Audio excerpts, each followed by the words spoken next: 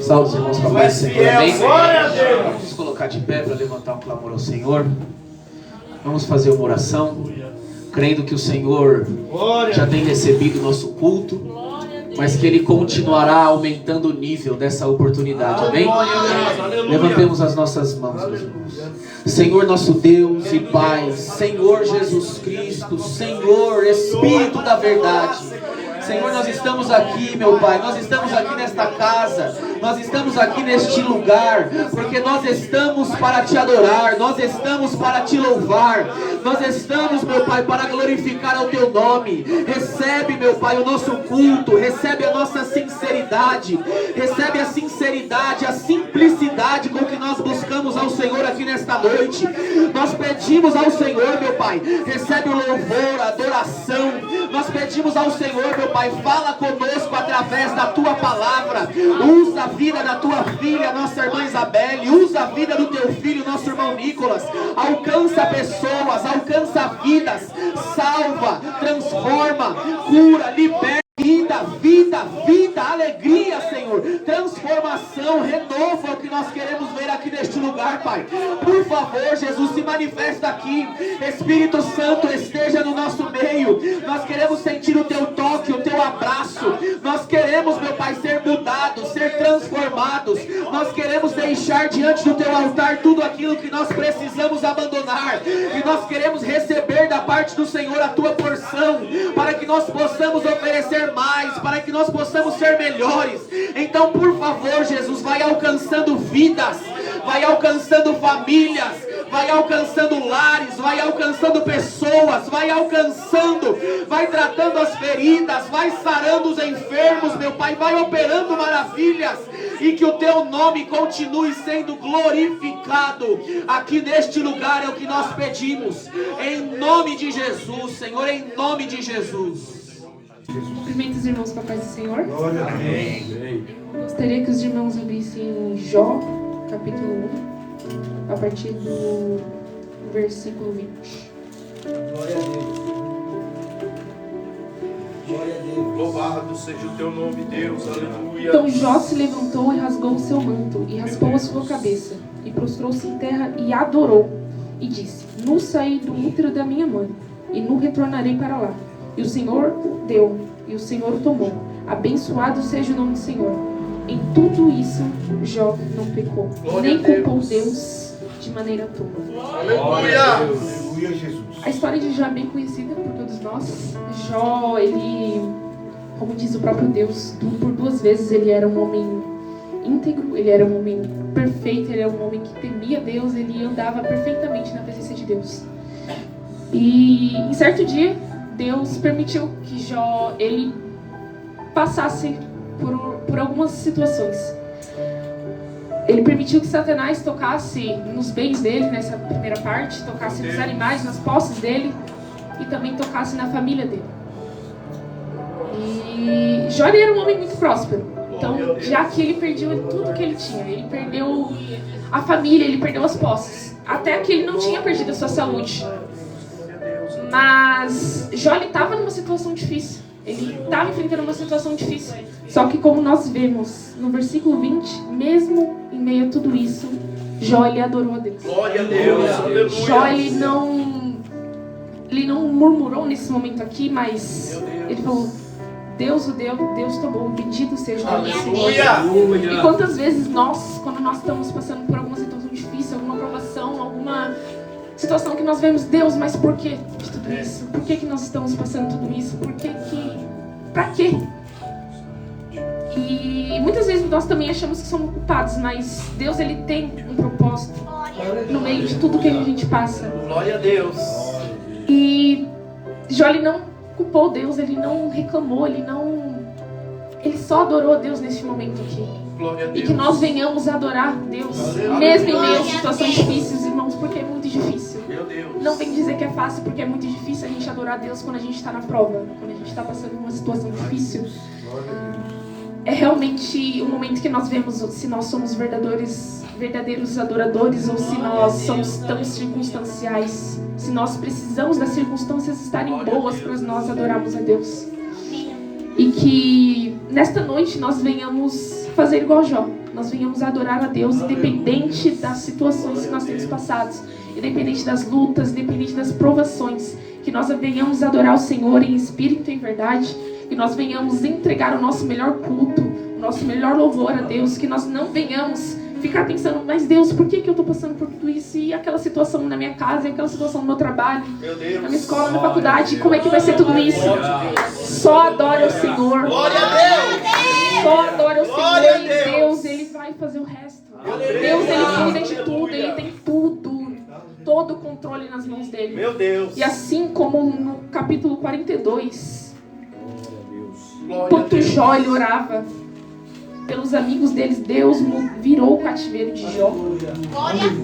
Ele vai mudar o cativeiro de cada um aqui. Deus, em nome de Jesus, Pai. Essa situação ela não vai ficar do jeito que está. Aleluia! Só adore a Deus, só exalte o nome dele, o resto ele vai fazer. E é isso que Deus colocou no meu coração e eu agradeço a oportunidade. Glória a Deus! A igreja não faz o Senhor, amém? Amém. Vou provar o hino que dá números 227. 227.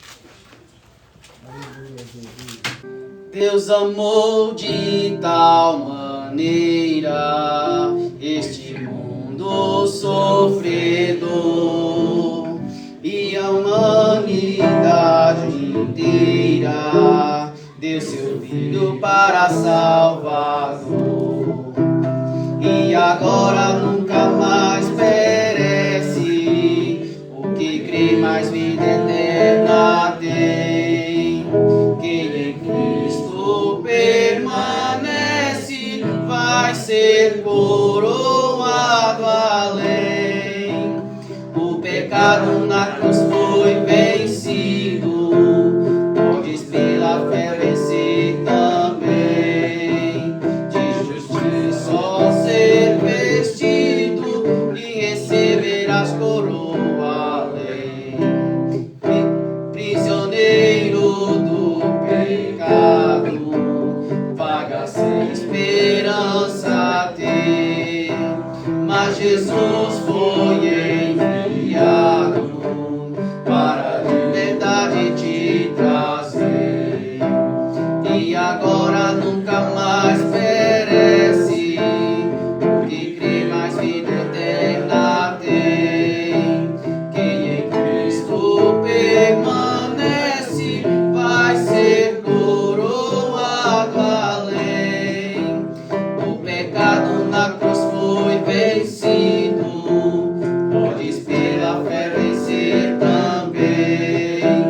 De justiça só ser vestido e receberás coroa além. O que vive desviado, sem a paz de Deus gozar, ouve a voz do Pai amado, que te espera para te abraçar. E agora nunca mais perece o que crê, mais vida eterna tem. Quem em Cristo permanece vai ser coroado além. O pecado na cruz foi vencido, podes pela fé vencer também. De justiça só ser vestido e receberás coroa além. Glória a Deus. Salve os irmãos, que a paz do Senhor. Amém. Peço que os irmãos abram as vossas Bíblias Glória a Deus. no Evangelho segundo escreveu João, Aleluia. Glória a Deus. Aleluia, Jesus. a partir do capítulo 7, no versículo 37. Qual que é? João 7, 37. Já.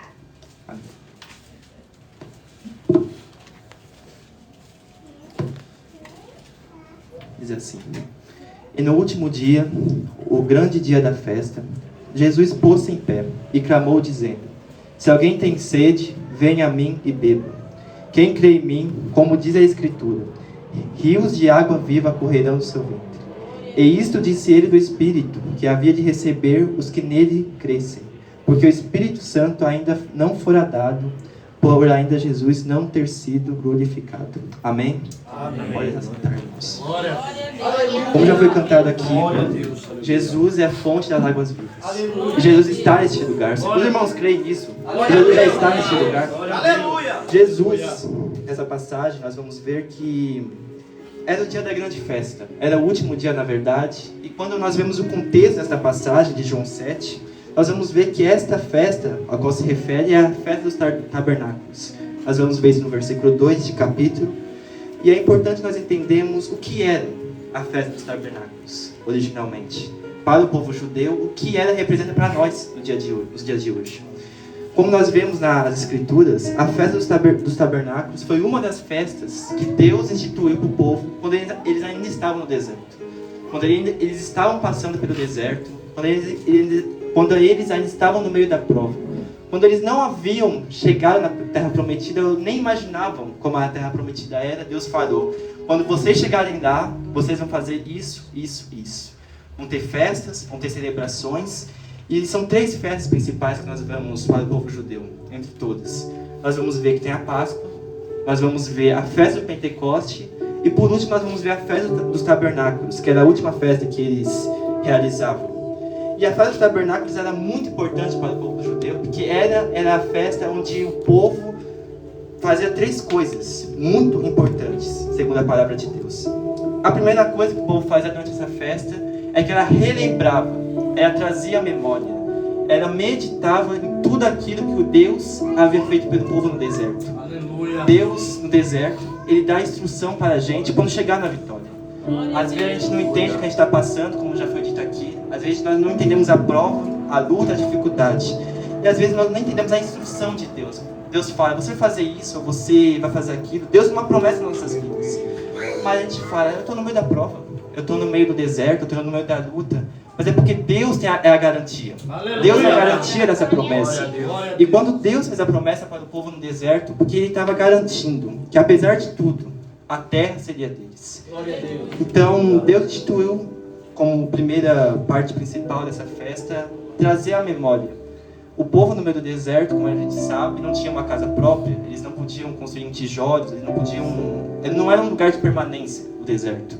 Então eles armavam tendas, eles armavam barracas.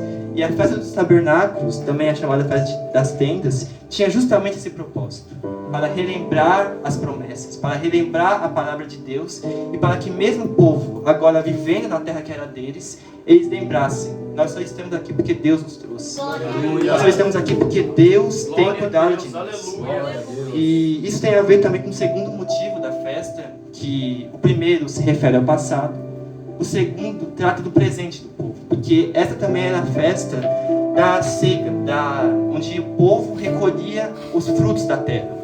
E então, durante o ano, o povo passava, o povo plantava, o povo cuidava daquilo que Deus dava, esperando que Deus desse o resultado, esperando que Deus trouxesse a chuva, trouxesse um ambiente favorável, mas o povo também precisava fazer a sua parte.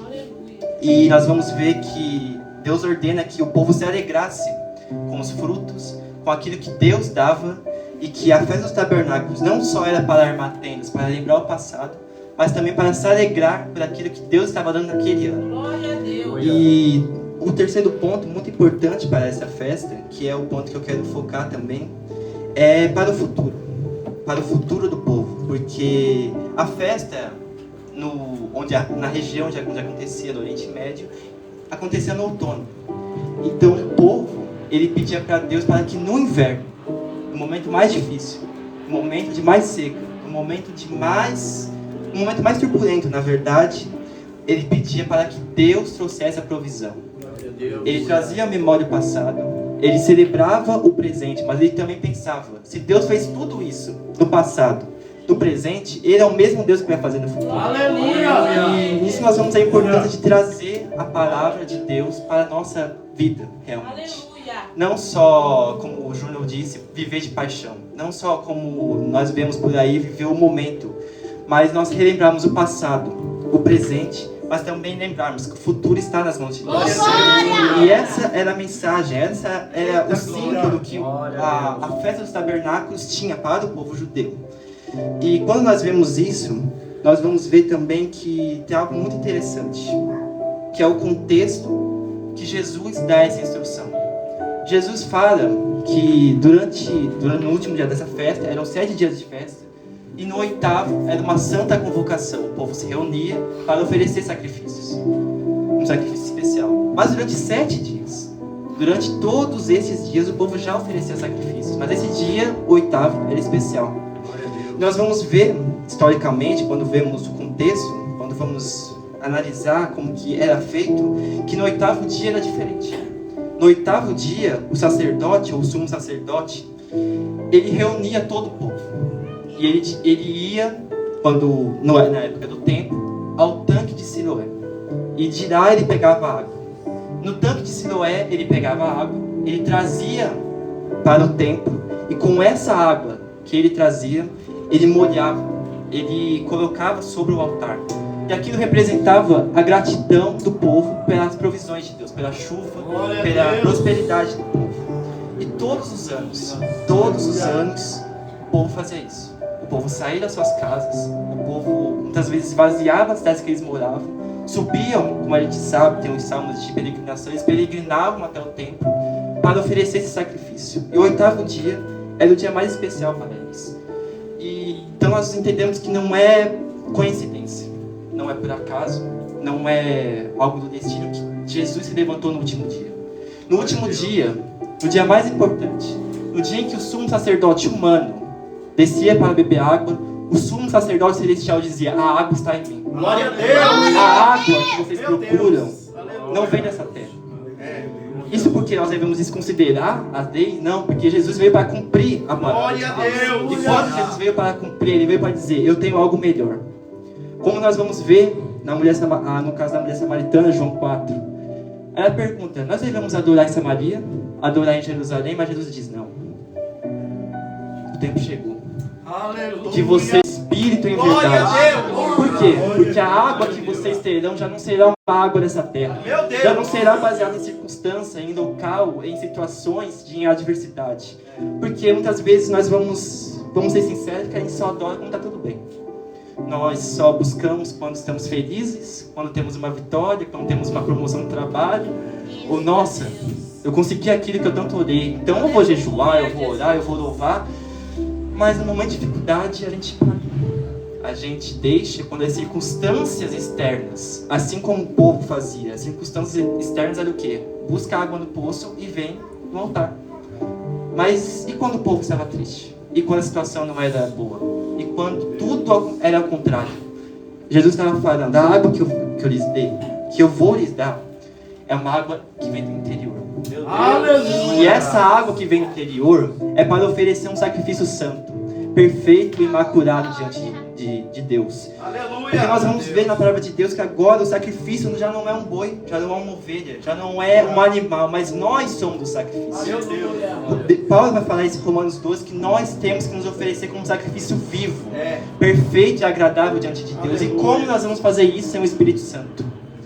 E o resumo de tudo isso, essa primeira parte, que é da festa em si, era que Jesus queria mostrar para o povo que não adiantava eles oferecerem sacrifícios, eles irem para o templo, eles terem uma vida apenas de religião, se eles não tivessem o Espírito Santo, se eles não tivessem esse manancial, o Espírito Santo dentro deles. E é muito importante nós entendermos isso, porque quando entendemos isso, nós entendemos também por que essa mensagem foi tão importante, tanto no tempo de Jesus, para os discípulos, para aqueles que ouviam, tanto para nós. Porque quando nós vamos ver a situação, primeiramente do povo, o povo, desde sempre, na verdade, teve um coração endurecido. Desde sempre foi um povo difícil. Desde que foram escravos no Egito, nós vamos ver que eles não acreditavam em Deus. Eles passavam 400 anos sendo influenciados pela cultura, pelos costumes, pela religião, por tudo aquilo que os egípcios, que muitas vezes para nós representam o mundo, têm a oferecer. E quando Moisés tem o seu chamado, quando Deus chama Moisés, o maior temor de Moisés era que o povo não ia aceitar. Ele disse que o povo não ia aceitar, e tanto que Deus tem que lembrar Moisés que não era qualquer Deus que estava falando com ele. Era o Deus de Abraão, era o Deus de Isaac, Glória a era o Deus. Deus de Jacó. Mas por que Deus teve que falar dessa forma? Porque Ele queria que o povo se lembrasse de quem eles pertenciam. Glória a Deus. Eles eram o povo de quem? Não era o povo dos deuses do Egito, mas o povo do Deus verdadeiro. Glória a Deus. Infelizmente, o povo estava com o coração endurecido desde essa época. Nós vamos ver que durante a caminhada no deserto, 40 anos, o povo murmurou, o povo se rebelou, a ponto de querer muitas vezes apedrejar Moisés, querer matar Moisés, querer até mesmo acabar com tudo aquilo que Deus havia feito. Rebeliões se levantaram, como a gente sabe, e tudo isso apenas mostrava que o povo estava com o coração endurecido.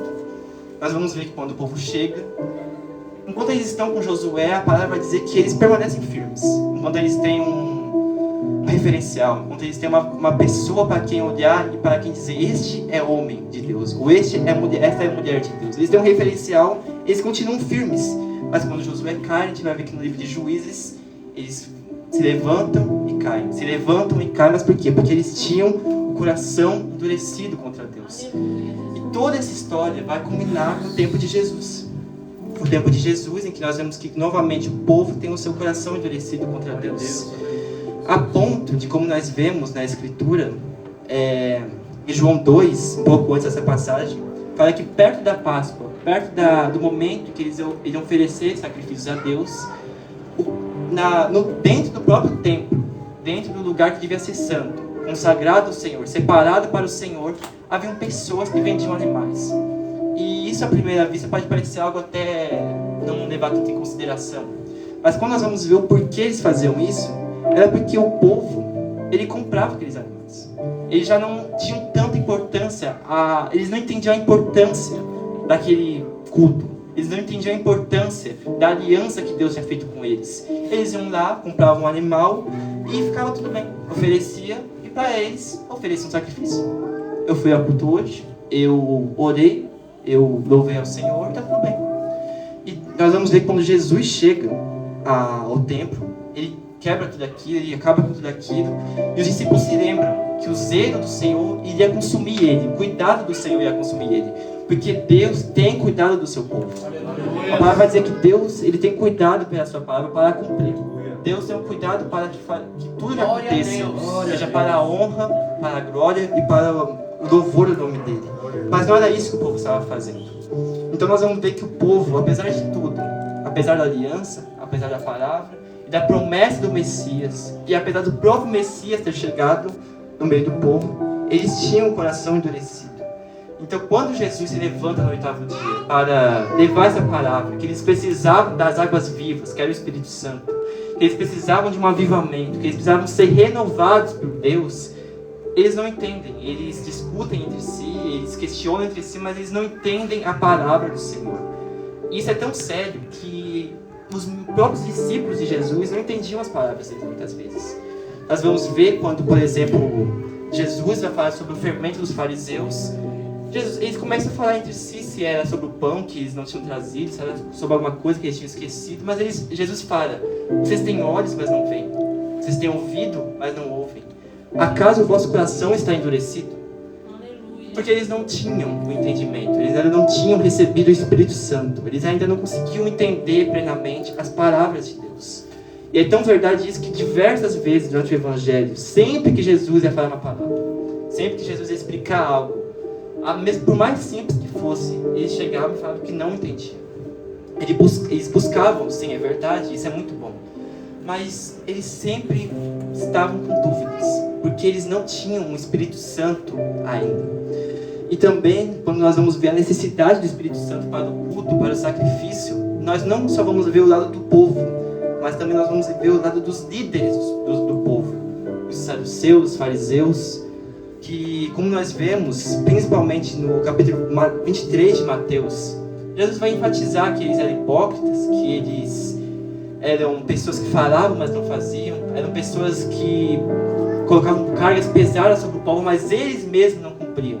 E uma das partes que mais me chamou a atenção, alguns versículos desse capítulo, que Jesus vai enfatizar: vocês cuidam muito do exterior, vocês prezam muito pelo exterior, vocês têm muito zelo por aquilo que as pessoas veem, vocês se sentem nas primeiras cadeiras, vocês se colocam em pé nas praças, quando vocês vão dar uma oferta, vocês querem que troquem trombeta para vocês. Mas por dentro vocês estão podres. Mas por dentro vocês precisam de algo novo. Mas por dentro vocês ainda não têm algo que só eu posso dar. Porque vocês buscam uma água que vem da terra. Vocês buscam uma água que vem do solo. Uma água que vem dessa terra. Mas vocês precisam da água que vem de mim. Glória a Deus. Água que vem do próprio Deus. Glória a Deus. E os líderes precisavam. Os líderes ansiavam. Os líderes eram carentes dessa água, mas eles mesmos não percebiam. A ponto de Jesus até mesmo falar: eles falam muito bem. Eles falam coisas certas. Façam o que eles falam, mas não façam as obras. Porque apesar de eles falarem muito bem, eles conhecerem muito de Bíblia, eles terem muito conhecimento, muita sabedoria, por dentro eles não têm água viva. Por dentro eles ainda dependem das circunstâncias, daquilo que é externo, daquilo que eles veem, daquilo que seus olhos veem. A palavra de Deus vai dizer que nossos olhos desejam, mas nunca se satisfazem. Nosso coração deseja e nunca se satisfaz. A palavra vai dizer também que quantos sacrifícios iam ser precisos para que Deus nos aceitasse como somos, para que Deus realmente nos amasse, para que Deus perdoasse todos os nossos pecados. Somente um sacrifício. Somente um sacrifício é aquele que nos purifica verdadeiramente. E esse sacrifício é o de Jesus. É aquele que é a fonte das águas vivas. E a necessidade do Espírito Santo é tão grande, porque quando Deus liberta o povo, Ele não liberta o povo simplesmente para viver uma promessa.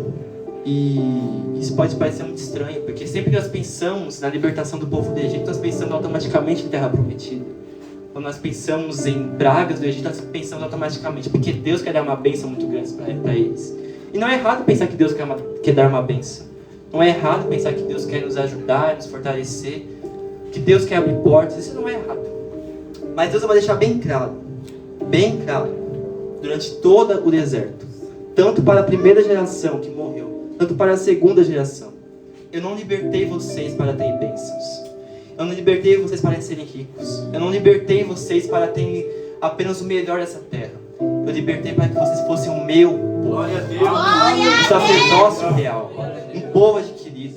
Um povo precioso aos meus olhos. Glória a Um Deus, tesouro para aleluia. mim. Essa é a palavra que Deus usa em Êxodo 19, quando diz que quando Deus vai se apresentar ao povo pela primeira vez no Monte Sinai, Deus diz: se santifiquem, se preparem, sejam preparados, porque vocês verão a minha face, vocês ouvirão a minha voz. Por quê? Porque vocês são bons? Porque vocês são justos? Não, mas porque eu salvei vocês. Glória a Deus. Porque eu redimi vocês. Com mão forte eu te visitei Aleluia. vocês. E nós vamos ver que Deus fez tudo isso por amor. Primeiramente pelos patriarcas, pelo seu povo e por nós também. E nós vemos todas as vezes a necessidade de se santificar. No deserto, quando Josué é derrotado, o povo de Israel é derrotado em Ai, Deus dá uma palavra a Josué e diz: levanta-te e santifica o povo. Mas para que, Deus, eu vou me santificar? Eu estou triste, eu estou abalado, eu acabei de ter uma derrota. Por que eu vou me santificar? Por que eu vou estar pronto para me santificar? Porque eu darei uma resposta. Porque a minha palavra será a resposta que você precisa. Porque Josué pensou que era muito forte depois de Jericó. O povo pensou que era muito poderoso depois de Jericó. E eles foram, e havia anátema no meio do povo. Mas Josué não sabia. Havia sido escondido. Mas Deus vê tudo. Deus vê todos. E Deus sabia o que havia de errado no meio do povo. Então muitas vezes a resposta que a gente procura, a resposta que a gente busca tanto em pessoas, em situações, em lugares, está somente em Deus. A única coisa que a gente tem que fazer é buscar, é orar, é se santificar. Mas como eu posso fazer isso? Tome a minha cruz e ande. Tome a minha cruz e siga-me. Mas, Senhor, é muito difícil. Como nós vamos ver no Evangelho, um jovem diz a Jesus: deixa que eu vá enterrar meu pai. A Jesus diz: deixa que os mortos enterrem seus mortos. Deixe o passado para trás, pois as primeiras coisas passaram. E eu tenho o poder de fazer algo novo no meio do povo. Então nós vamos ver todas as vezes, tanto no deserto, tanto quando o povo chega à terra prometida, e agora, quando Jesus desce, que é necessário haver santificação. E para entender o porquê é tão importante a santificação, é porque primeiramente nós temos que entender que naturalmente nós temos um coração endurecido contra Deus. Todos nós pensamos que a presença de Deus é algo confortável.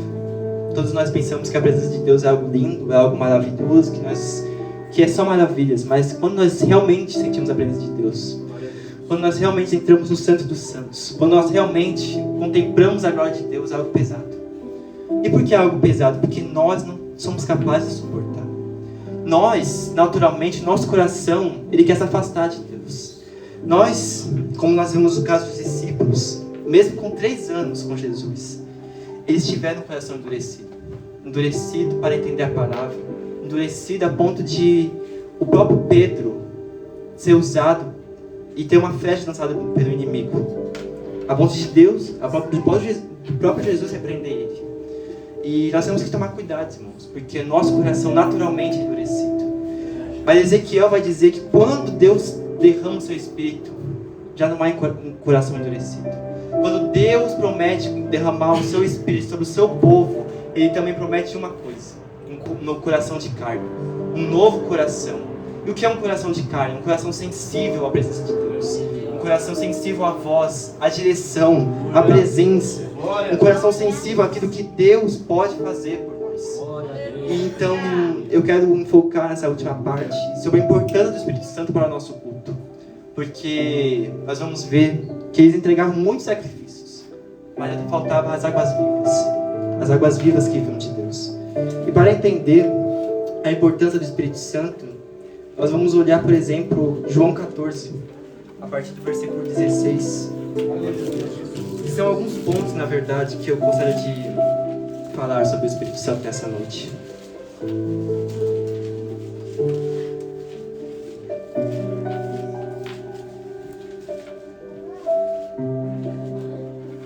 Em João 14,16, o Espírito Santo é o Consolador.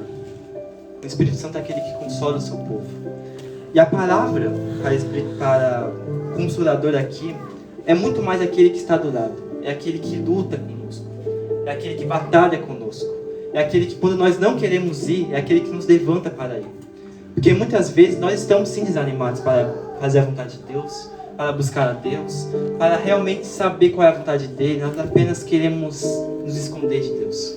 Nós vemos, por exemplo, o caso de Elias, que mesmo sendo um homem usado por Deus, ele orou, caiu fogo do céu.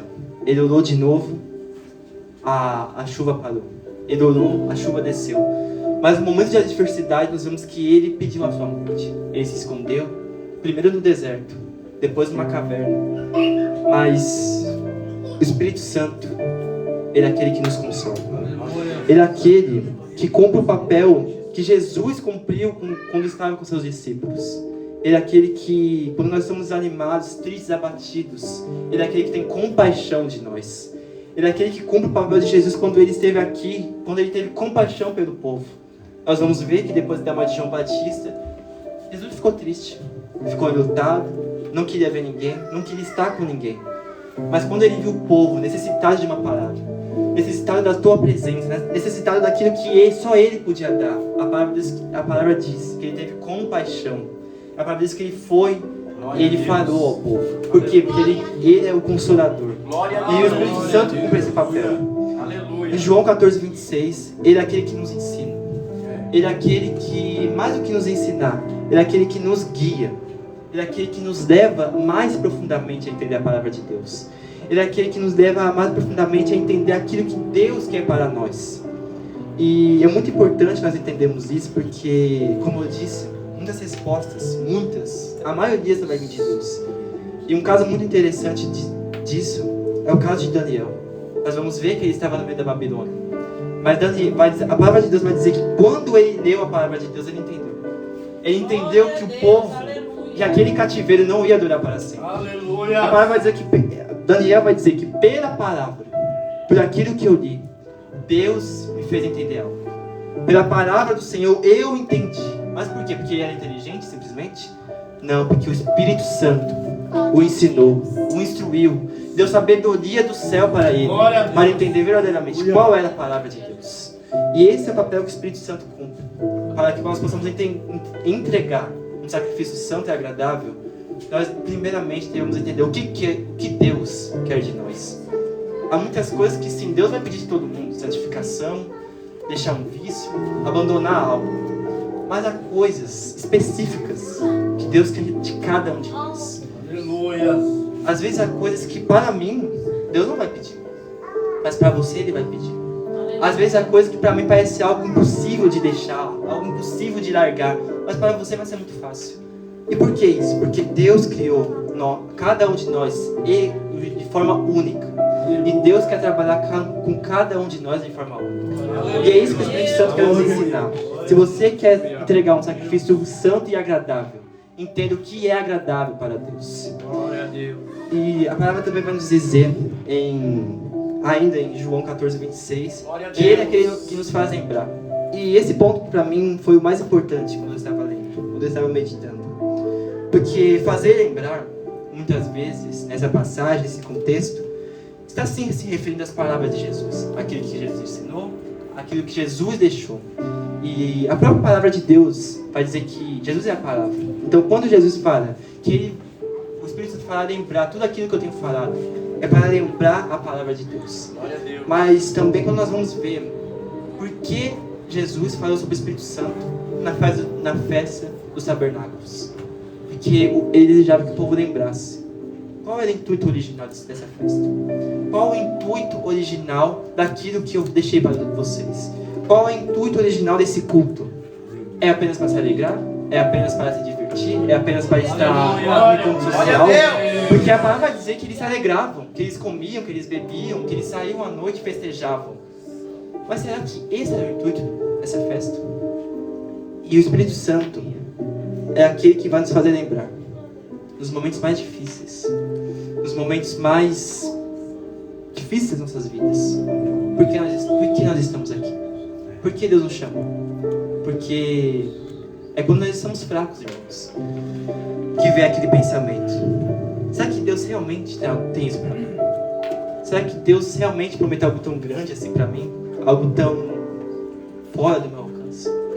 Muitas vezes é um ministério, muitas vezes é uma promessa para a família, muitas vezes é uma promessa de crescimento, de prosperidade. Às vezes é algo tão pequeno, mas para nós a gente não vê solução. Mas o Espírito Santo é aquele que nos faz lembrar. Glória a Deus. Eu faço todas as coisas. Glória a Deus. Não há nada impossível para o nosso Deus. Aleluia. Haverá alguma coisa difícil demais para Deus? E a palavra vai responder: não há Glória a nada Deus. impossível para Aleluia. Deus. Aleluia. Então que venhamos buscar o Espírito Santo, para que Ele nos console, para que Ele nos ensine, e para que Ele nos faça lembrar do porquê estamos aqui. Porque nós nos esquecemos. Nós muitas vezes desviamos o foco, nós saímos do caminho. Mas a palavra de Deus vai dizer que Jesus é aquele que, quando todos nós estávamos desviados, cada um seguindo para o seu caminho, Ele veio e nos trouxe para si. E o Espírito Santo cumpre esse papel hoje. Ele traz para Jesus, para perto de Deus, aqueles que são seus.